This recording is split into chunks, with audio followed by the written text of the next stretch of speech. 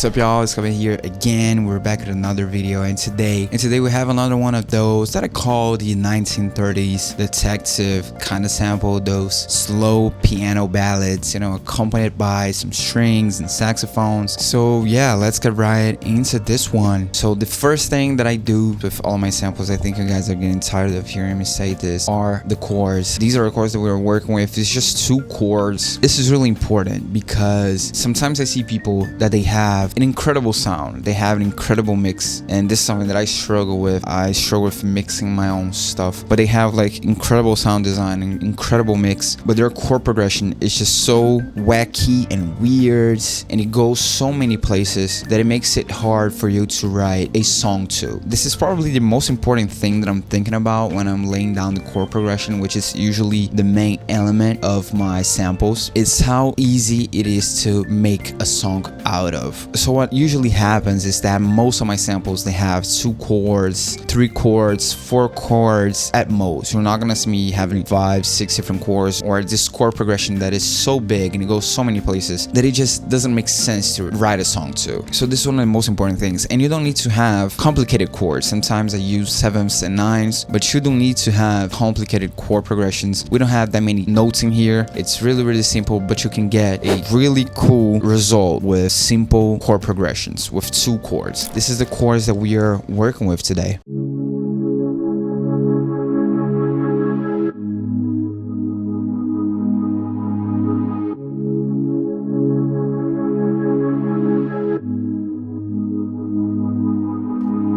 Just so simple, man.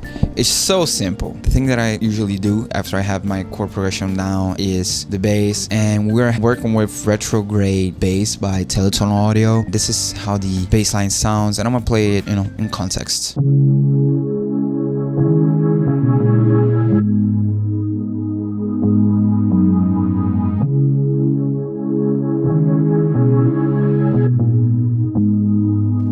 With this bass, as y'all can see, with the velocity and how out of the grid it is, it's really loose. I definitely play this, and this looseness also gives that human feel for this type of sample. On top of this, I also added, which is the main element of the sample that you're gonna hear, this crystal flute from Contact here, from Ambertone, played inside of Contact, and this is how it sounds.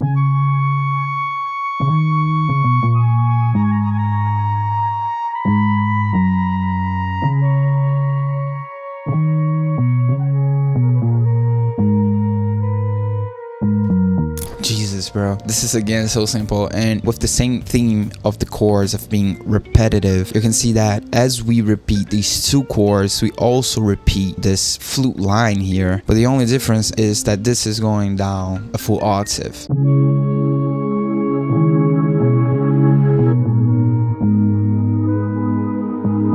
And this is probably my favorite sound on this sample. It's just so simple, but it's this like little, it sounds like a guitar to me. It's a little accent here.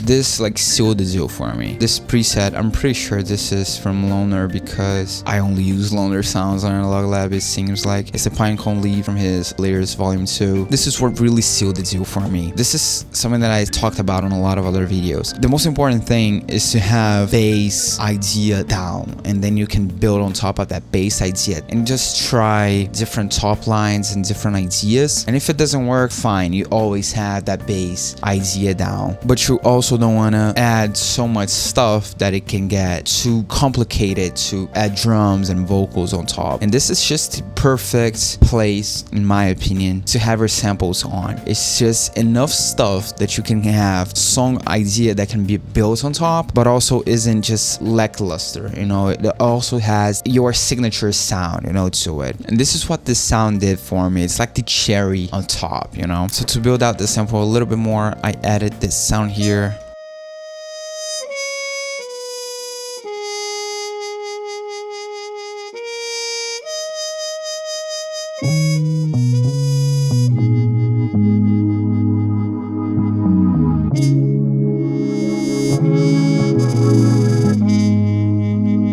this muted trumpet sound, and something that's really important when you're dealing with instrument emulations is to play with the key switches that you have on your instruments. In this case, I'm using the Session Horns Pro, and they have these key switches here, and you can see it on the playlist, these really low notes here who are just controlling the key switches. So I'm gonna play this with the plugin open so you guys can see how the key switches change how the instrument is played.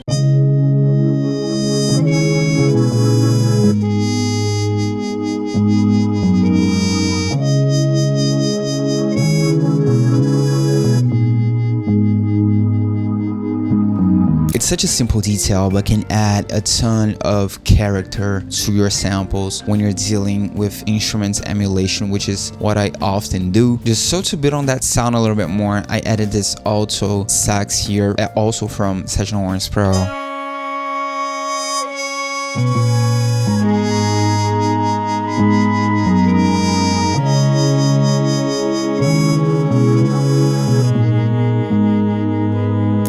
To finish it off, I've been dabbling into Labs. Labs has some pretty cool sounds. This is the Whirly Mellow here.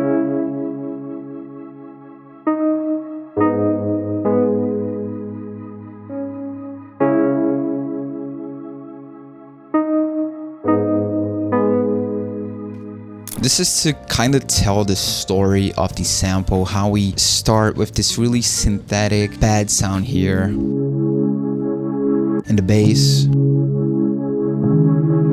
and we start to build this human sound with the trumpet here,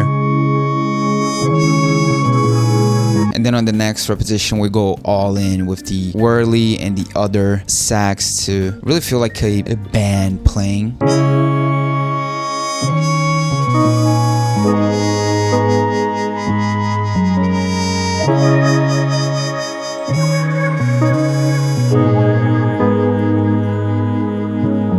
But still keeping that simplistic approach that is really important, because a sample is half a beat and a beat is half a song. This is just a small piece of a bigger puzzle. And just to finish it, I added these chimes here and also this rain texture.